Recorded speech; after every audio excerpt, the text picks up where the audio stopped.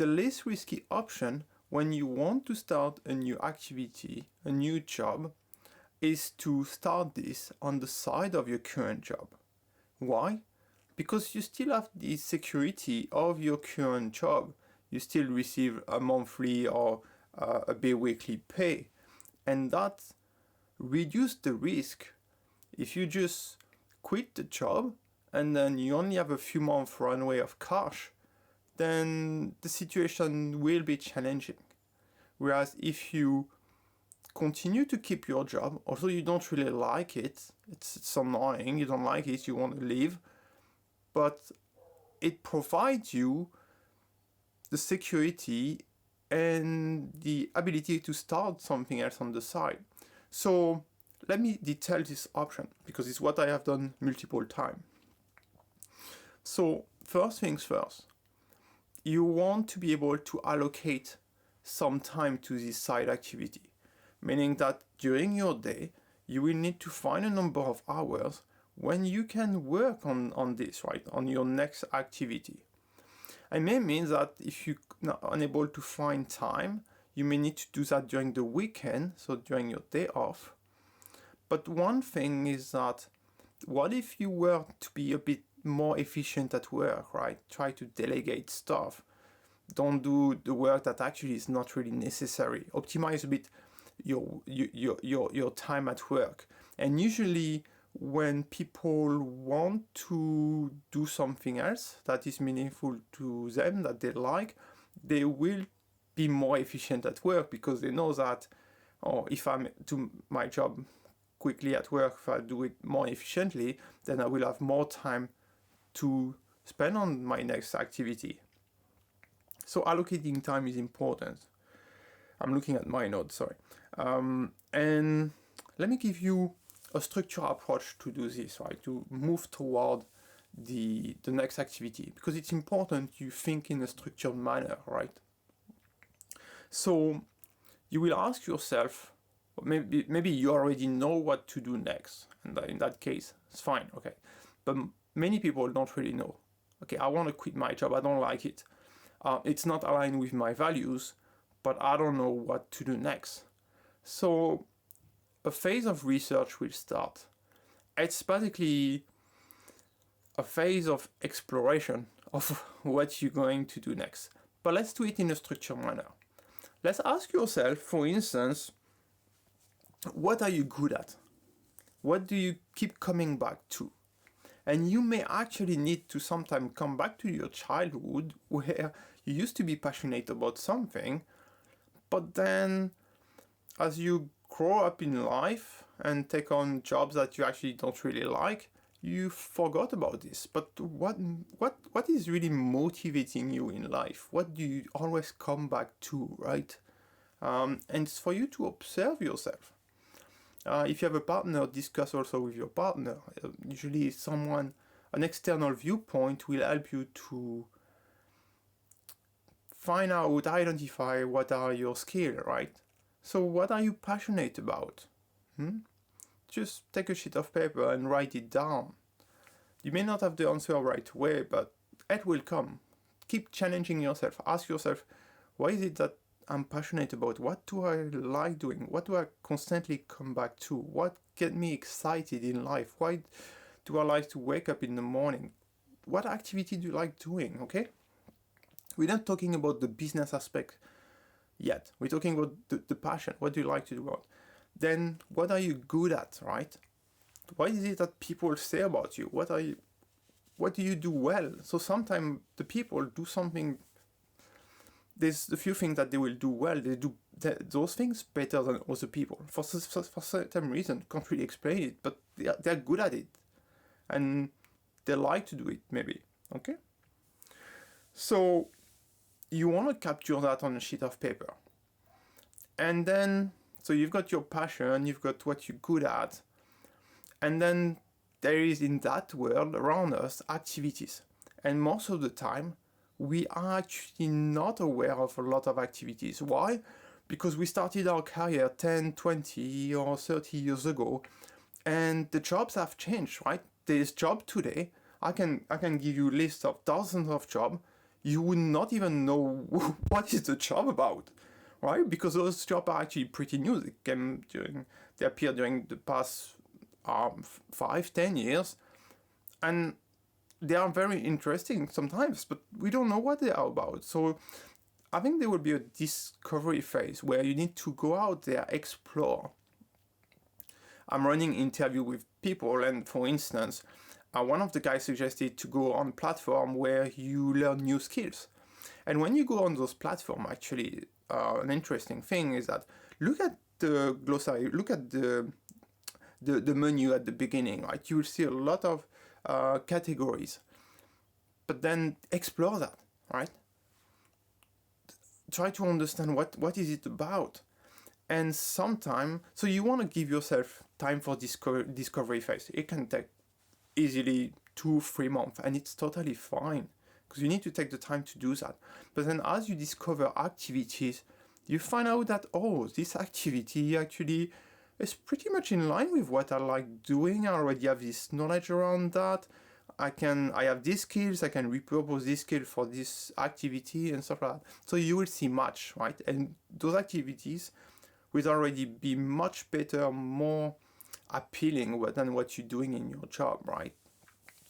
So you should come up with a number of activities that, yeah, I want to do this. Yeah. So what you could do next is you're going to try those activities, but from a very practical angle, right? For instance, if you are seduced by permaculture, right? You're gonna try this activity, not just trying to learn online the things, but go do the job. Why? Because there's always a gap between what you think of something and what this thing really is, right? It's a bit like you're a man and you see a pretty girl in the street, and there's a gap between actually how you think she is and how she is. So you want to de-risk that thing, right? You want to minimize the risk of you going toward leaving your job, going toward an activity and realizing that there's actually some aspect of the activity that you don't like at all, right? Let's say, for instance, you want to become a consultant for a specific area of, I don't know, social improvement, whatever, right? Or for enterprise. And you realize that actually when you become consultant, so you have actually most of the knowledge, but you realize that once you be consultant, most of the work is about selling and sales, right? And you don't like that, right? So, okay, I thought the activity is interesting, but actually I end up doing 70% of sale or prospecting, and I don't like that. See? Then what do, right? You've been spending 6 months on this, you're quitting your job. So plan this ahead, really. And so go try those activities that will help to de-risk them. So do it from a practical angle. And then the next question you will ask yourself is actually the money making part. Can I turn this activity into a business? And so there's a lot of content on Peopleizer in relation to business, right? And I will put the link below so that you can go and read those sections. But the key point here is, how can you create value? So, okay, there's an activity, you do this activity, but at the end of the day, if you don't want that to just stay an hobby and create only value for yourself, you need to find out how this activity can create value for other people. Why I always talk in terms of value, because it always come back to this. How can I create value so that other people perceive value and gain value from it, and then I have an opportunity to charge for the value I create? You create value for other people, no matter how you do it on a certain domain, and then these people, they get value out of it, right? And then you have the ability to charge, right? Okay, I created value for you. The counterpart will be $50 or $100 or whatever. So it's important to look at this aspect of value creation, because you may like the activity, but if it doesn't bring back any revenues, then should you do that? If you need to get revenue, then yeah, you need to look at value creation. and value charging. And then there's a way to validate your service. So let's imagine you have identified, okay, here is the value creation part of the activity, and there's people who are ready to who perceive value into that. You want to go and try it, right? So some of the people, what they do is basically, let's imagine, for instance, you're very good at editing podcasts, right? And you think that there's people perceive value into podcast editing because they don't have time to do that. So they would delegate this activity to someone else. So you're going to try that for free. You're going to do this activity for free for a number of people to see how the people, the client, the user behave, right?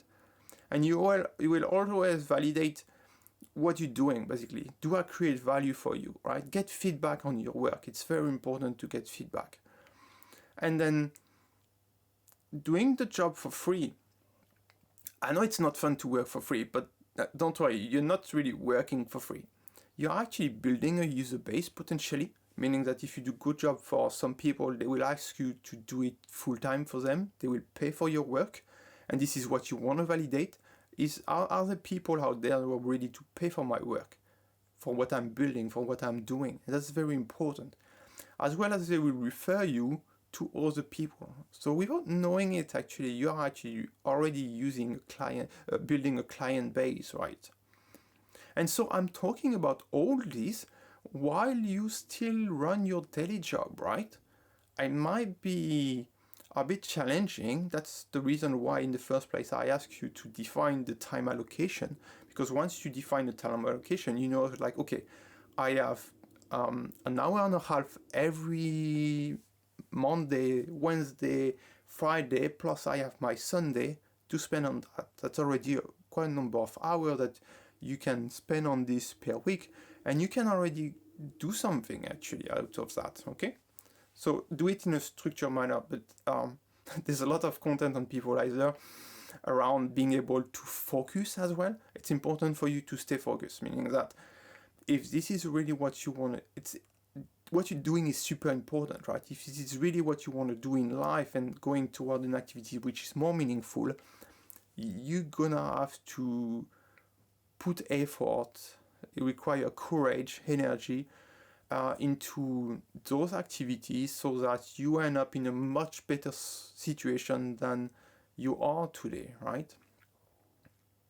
And then the question will be at some point, when to quit. So I would suggest you to quit when you have really validated that people like what you're doing, there's value, they are ready to pay for it. Potentially you have actually a bunch of people who have already paid for it, and that you think it's the right time for you, right? There will be a balance of time, right? Because as you actually develop this side activity, if it starts growing, then it will start eating the time that you have on your day job, right? There will be some point where you can't run both in parallel. So there might be a part of risk where you need to disconnect from the work. And in the Peopleizer page, in this page, I'm explaining you how to disconnect from your work. You may actually benefit from unemployment benefit or whatsoever, but you're gonna have to take a decision, right? And there will be this phase of a bit uncertain where you get a client base, but it's not as much revenue as you used to make in your job. However, you do something that you love doing, you're passionate about, and now you can allocate way more time to it, okay? There could be an alternative to this where you are actually able to hire people to do the same thing as you do while you keep the daily job, but that's not easy to do as well, right? Because you will need to review the work of someone, right? But some of the people are actually quite ingenious and manage to do this, right? I hope that is useful. Feel free to reach out to me if you have any question, and make the best decision for yourself. It's the most important. Cheers.